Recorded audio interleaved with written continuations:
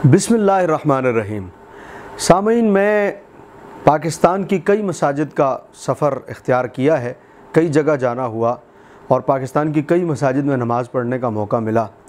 इन 10 से 15 सालों में मैंने पाकिस्तान की मसाजिद में जो एक तब्दीली देखी, जो यकसां तब्दीली है हर मकातिब फ़िक्र की मस्जिद में और पाकिस्तान के तमाम महल्लों की मसाजिद में जो यकसां तब्दीली है, वो ये है कि हमारी मस्जिदें अब सफ़ों से ज़्यादा कुर्सियों वाली मस्जिदें बनती जा रही हैं।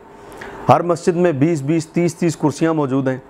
रमज़ानुल मुबारक में कराची के एक मोहल्ले में तरावी के लिए जाना हुआ।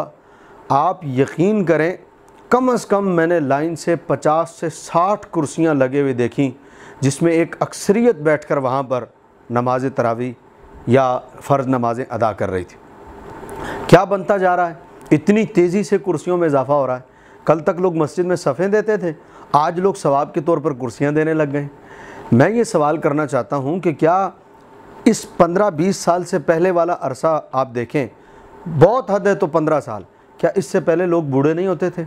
क्या इससे पहले लोग नमाज़ पढ़ने वाले बुज़ुर्ग हज़रात मस्जिदों को नहीं जाते थे, मस्जिद का रुख नहीं करते थे? जाते थे। तो सवाल है कि वो लोग नमाज़ कैसे पढ़ते थे?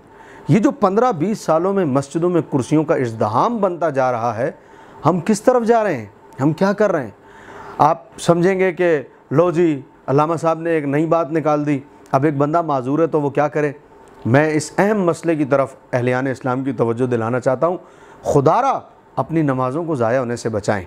देखिए, नमाज की 3 हालतें। एक है नमाज को सही हालत में अदा करना, खड़े होकर क़याम के साथ, रुकू के साथ और सजदे के साथ असली हालत में। दूसरी हालत है नमाज को बैठ के अदा करना, कि आप खड़े नहीं हो सकते तो आप बैठ के नमाज़ पढ़ें। तीसरी हालत है कि आप बैठ कर भी रुकू और सुजूद नहीं कर सकते तो फिर आप इशारों के साथ नमाज़ पढ़ेंगे। 3 तरह की नमाज हो गई, खड़े होकर, बैठ कर, इशारों के साथ। आज जो लोग कुर्सियों पर नमाज पढ़ रहे हैं, कुर्सी पर नमाज इशारे की नमाज है।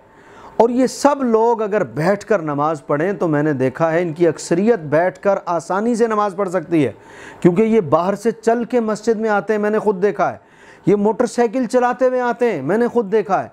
ये खड़े होकर 15-15, 20-20 मिनट मस्जिद के बाहर गुफ्तगू करते हैं, मैंने खुद देखा है।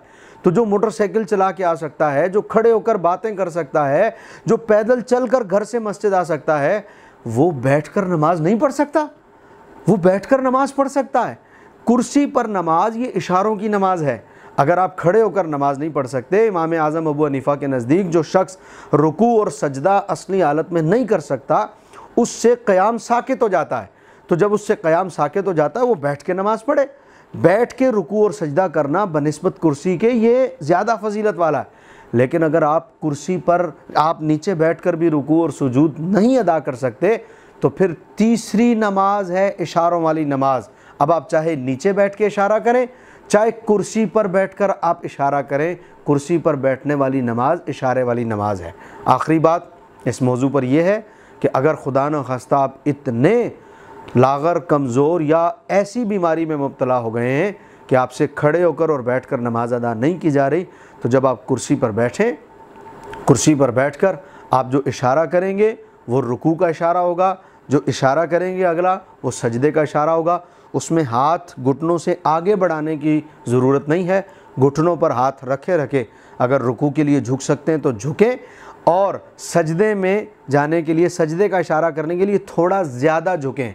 लेकिन अगर आप झुक भी नहीं सकते तो हल्का सा सर का इशारा कर दें, यह आपका रुकू और ये सजदा होगा। अल्लाह ताला हमें सही माना में नमाज़ें अदा करने की तौफ़ीक़ अता फ़रमाए और हमारी मसाजिद जो कुर्सियों की इसमें कसरत पैदा होती जा रही है, कसरत से कुर्सियाँ मस्जिदों में आ रही हैं, अल्लाह तबारक व तआला हमें दोबारा असली हालत में नमाज़ अदा करने की तौफ़ीक़ अता फ़रमाए। अस्सलामु अलैकुम व रहमतुल्लाहि व बरकातहू।